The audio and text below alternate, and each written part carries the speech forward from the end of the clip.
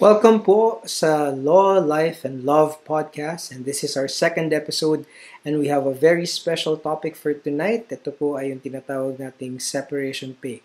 So stay tuned po at ating pong pag-uusapan yan. But before that, ating pong pag-usapan briefly, ano po ba itong podcast na ito at para kanino po ba ito? Kasi baka nako-confuse na po kayo, no? Sabi, ano ba talagang pag-uusapan natin dito sa Law, Life, and Love podcast? Kasi yung una kong mga videos were about our travels to Japan, no? So, baka medyo confusing na po para sa ibang mga tao, no? So, ito pong Law, Life, and Love podcast actually ay isa pong podcast intended to talk about the law, talk about life, and talk about love, no? So, yan po. First, we'll talk about the law, no? Ano po ba ang batas? So, pag-uusapan natin yung ating legal system, proseso ng pag-file ng kaso, paano tumatakbo ang mga kaso, paano ito nire-resolba. Pag-uusapan din po natin yung ibang mga legal concepts. Kaya po kung kayo ay may mga katanungan, mag-iwan lang po ng inyong mensahe. No? Maaaring ito ay komento sa ating YouTube channel, maaaring po ito ay komento through our Facebook page, no, Attorney Mo. So, maaari niyo pong iiwan doon. Kung may mga katanungan about legal concepts at mga proseso, maaari niyo po yung iiwan dyan. We'll also talk about life. No? Pag-uusapan natin yung life, so we'll share life experiences, no? Yung mga maaari niyong mapulot mula sa aking life experiences at yung mga maaari ko namang mapulot mula sa inyong mga life experiences. Siguro yung mga bagay na nagawa ko or maaaring maging ehemplo sa inyo na huwag niyong gawin, no? So, yun yung mga ating pag-uusapan dyan. And of course, we'll talk about the things that we love, no? So, isa yan sa mga bagay na ginagawa ko, no? So, yung law ay tatawagin nating payo mo, yung life ay tatawagin nating buhay mo, at yung love ay tatawagin nating explore mo. So, ako, I love going out, I love hiking, I love traveling. Aside from that, no, I'm also a full-time preacher sa isang church sa Quezon City, no? Itong Lighthouse Bible Baptist Church under Bishop Ruben Abante. And of course, isa yan sa mga bagay na mahal ko, no? So, kakibat niya, nais ko ibahagi, no? Before we go on and continue about talking about separation pay, pag-usapan po muna natin, ano ba yung sinasabi ng Biblia tungkol sa pagiging blessed? Sabi po sa Psalm 1, "Blessed is the man that walketh not in the counsel of the ungodly, nor standeth in the way of sinners, nor sitteth in the seat of the scornful." For us, ang lagi nating konsepto ng pagpapala ng isang pinagpalang tao, of course, material. Itong mayaman, may magandang bahay, may magandang sasakyan. Pero ang sabi po ng salita ng Diyos, ang isang pinagpalang tao ay siyang hindi lumalakad sa daan ng mga makasalanan, hindi siya tumatayo sa way of sinners, and he doesn't sit in the seat of the scornful. No? So, blessed is the man that walketh not in the counsel of the ungodly, nor standeth in the way of sinners, nor sitteth in the seat of the scornful. So, yan po yung nais ko ibahagi, no? Na galing po sa salita ng Diyos. So, let's go straight sa ating pong topic for tonight. Walang iba kundi ang topic ng separation pay. At ito ang laging tinatanong sa akin, no? Most commonly, tinatanong sa akin, maaari ba akong makakuha ng separation pay? Ako ay nag-resign sa trabaho, matagal akong naglingkod, maaari ba akong makakuha ng separation pay? Ako ay natanggal sa trabaho, ako ay biglang tinanggal sa trabaho, maaari ba akong makakuha ng separation pay? So, nais ko po munang paghiwalayin. No? Yung tinatawag nating authorized causes of termination, tsaka yung just causes ng termination. No? So, for authorized causes, ito, kaya siya tinawag na authorized because an employer is authorized by law to remove employees. So, ano po yung mga pagkakataon na maaaring hayaan or payagan ng batas na magtanggal ng isang empleyado? So, ito po yung mga cases ng redundancy, retrenchment, or serious illness. Retrenchment, magsasarado na yung kumpanya, magre-retrench ka ng employees, pwede as long as bayaran mo sila ng separation pay.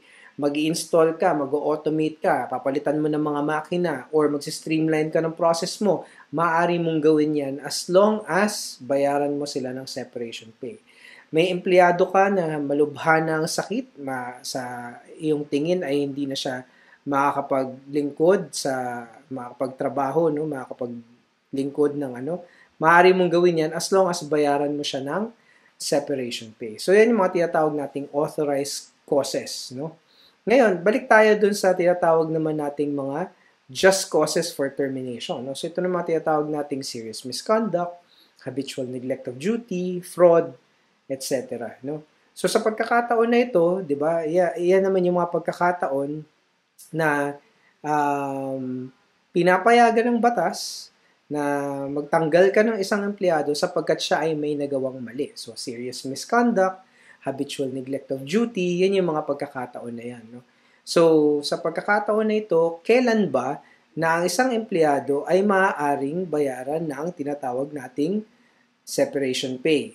So, balikan natin ulit, no? Just for the information of everyone. So, muli, ito po yung tinatawag nating authorized causes, redundancy, retrenchment, serious illness. Ito naman pong just causes ay yung tinatawag nating serious misconduct, habitual neglect of duty, fraud, etc. Ngayon, sang-ayon sa Article 283 ng ating Labor Code, ito yung tinatawag nating pagkakataon na maaaring bayaran ng isang empleyado na tinatawag nating separation pay.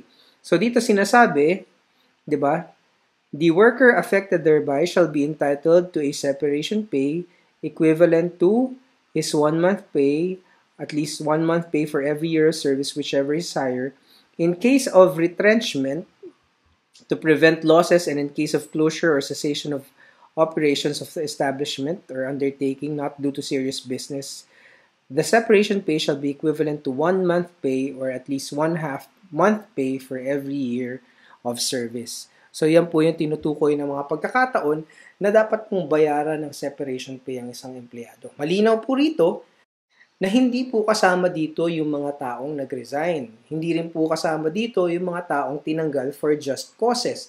Ngayon sasabihin mo, paano naman ako? Ang haba na ng years of service ko sa aking employer. 'Di ba? Meron na akong 10 years dito, 5 years dito, 15, 20 years na dito. Hindi po, no? Sapagkat kailangan natin maintindihan ano yung logic dun sa likod ng pagbabayad ng separation pay.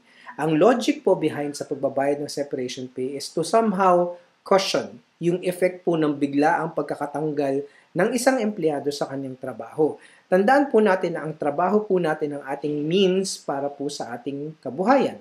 So dahil po dito, pag ikaw ay biglang tatanggalin sa trabaho, dapat ikaw ay masuportahan man lang para ikaw ay makapag-transition hanggang ikaw ay makahanap ng trabaho or makapagsimula ng iyong negosyo. Yan po yung purpose ng payment ng separation pay. Ngayon sasabihin mo, paano naman ako? Ako illegally dismissed, ganun din naman ang nangyari sa akin, bigla akong tinanggal sa trabaho. Or ako, napilitan ako mag-resign kasi may mga ginagawang acts of discrimination, insensibility, or disdain yung aking employer. Yan po ay nasasakop ng tinatawag nating konsepto ng security of tenure. So bilang halimbawa, nais ko pong ibigay ang bracelet na ito bilang ating property right. No? Ito po ay ating pagmamay-ari. So, ang pinoproteksyonan po ng ating saligang batas, lalo na po sa ating mga manggagawa, ay tinatawag nating security of tenure. Ngayon, yan po ang ibig sabihin niyan, ito pong trabahong ito pong halimbawa ng bracelet, ito po ay pinoproteksyonan ng batas. Ito po ay hindi maaaring agawin ng kahit na sino man without due process of law. So, ganyan din po ang konsiderasyon sa ating trabaho. Ang trabaho ay pagmamay-ari natin, hindi maaaring tanggalin ng sino man, kahit ng employer natin, without due process of law. Okay? So, kung ito po ang tinanggal sa atin, kung sakaling mapatunayan po natin na illegally dismissed tayo, tatanggapin po ba natin na ang ibabalik sa atin ay yung separation pay? Or ang dapat ibalik sa atin ay yung trabaho na natanggal sa atin? Yan po ang logical explanation po niyan. Sapagkat yung pong trabaho natin, yun po ay pagkakataon pa rin po natin kumita tayo sa ating trabaho hanggang tayo ay umabot sa retirement age, whether 60 or 65. Ibig sabihin, hindi po matutumbasan yan yung pong separation pay. Tama? Kasi yung separation pay po ay nakabase lang sa ating years of service. Ngayon, isipin niyo bakit halos parehas yung konsepto ng computation? Sapagkat yun yung, kumbaga, reasonable na computation para sa isang tao na nakabase sa kanyang, kumbaga, itali natin yung computation ng mga awards na ito base dun sa kanyang haba ng paglilingkod sa isang employer. Ngayon, Bakit hindi separation pay for illegally dismissed or constructively dismissed or for those who resign? Ang general rule po, pag ikaw ay illegally dismissed or constructively dismissed, ang dapat ibalik sa iyo ay trabaho, reinstatement, sapagkat ikaw ay mapagkakataon pa na kumita. Ngayon, paano kung ayaw ko na? Ayaw ko nang bumalik. Well, may mga certain instances na pinapayagan ng batas at may mga desisyon ng Korte Suprema ukol dito na pinapayagan yung tinatawag nating separation pay in lieu of reinstatement or kapalit ng reinstatement. Ano pong halimbawa nito? Halimbawa po yung tinatawag nating strained relations. So, ito po yung pagkakataon na ang isang empleyado ay meron ng strained relations with the employer. Halimbawa, sabi sa kanya, ayoko na makita yung pagmumukha mo dito. Pag nakita ko yung pagmumukha mo dito, babariling kita. Obviously, kahit na mapatunayan that person was illegally dismissed or constructively dismissed, wala pong sense na ibalik yung empleyadong yun sapagkat meron ng threat sa kanyang buhay. Isa pa pong magandang halimbawa kung kailan dapat bayaran ng separation pay in lieu of reinstatement ay tinatawag natin na wala na po yung posisyon na yun. So for example, highly technical po yung posisyon ng isang empleyado, company doctor, isa lang ang company doctor nila for example, nung siya itinanggal bilang company doctor, nag-hire na ng panibago. So kahit mapatunayan na siya ay illegally dismissed, walang sense na ibalik siya, tanggalin yung isa. So instead of reinstatement, separation pay in lieu or kapalit ng reinstatement. Ngayon, paano po for resigned employees? Wala rin pong separation pay sapagkat ang resignation po ay isang voluntaryong pag-alis sa isang trabaho. Ngayon, sasabihin nyo, ganun ba ang lagi ang case? No? Unless po merong provision sa inyong kontrata for payment of separation pay na merong higher computation or may ibang mga pamantayan for payment ng separation pay, then that is the general rule provided under the labor code. So, ulitin ko po, in cases na mag-resign ang isang empleyado, is in cases na illegally dismissed or constructively dismissed, the general rule is wala pong payment ng separation pay. For cases ng resigned employees, unless provided sa inyong contract na after a certain number of years ng service ay may kaakibat na separation pay, then wala po. For illegally dismissed, constructively dismissed employees, ganun din po. No, unless, yun nga po, merong strained relations or yung pong tinatawag nating separation pay in lieu of reinstatement dahil wala na po yung posisyon. Ngayon sasabihin niyo po, paano naman yung pinaghirapan ko? Kasi yun po yung lagi kong naririnig, no? Naka 5 taon na ako, 10 taon na ako, 15 years, 20 years.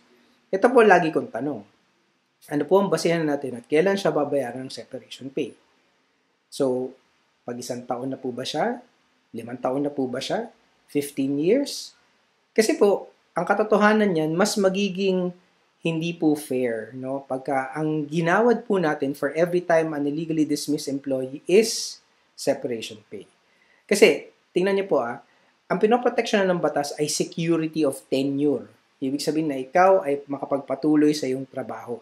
Pag pinayagan po natin yan, ang mangyayari po sa mga employer, mas lalong kaliwat kanan po ang pagtatanggal sa trabaho. Sapagkat ang iisipin lang ng employer, tatawagin niya yung kanyang manager, accountant, HR, no? Sabihin niya, itong empleyadong to, ayoko to. Kung sakaling tanggalin ko ba yan, magkano? So, pag sinabi sa kanya, sir, mga 15,000, no? Or sir, mga 30,000. So, ibig sabihin, as long as kayang bayaran, pwedeng tanggalin. Which now violates yung ating pong prinsipyo ng security of tenure.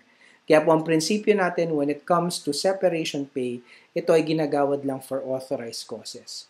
If you have proven or you are able to prove na ikaw ay illegally dismissed or constructively dismissed, the general rule is ibalik sa trabaho, reinstatement. Kung ikaw naman ay hindi na maaaring ibalik sa trabaho, then separation pay in lieu of reinstatement. So maraming salamat po. Huwag niyo pong kalimutan na i-like ito or mag-comment or mag-subscribe sa aming channel. If you have any questions, just leave a comment and we'll try to make content to address your concerns. Maraming salamat po sa inyo pong pakikinig ngayong araw. At yan po ang ating konsepto ng separation pay. And of course, this is the Law, Life, and Love podcast. Ngayong araw po sa inyo, pagpalain po kayo ng Diyos.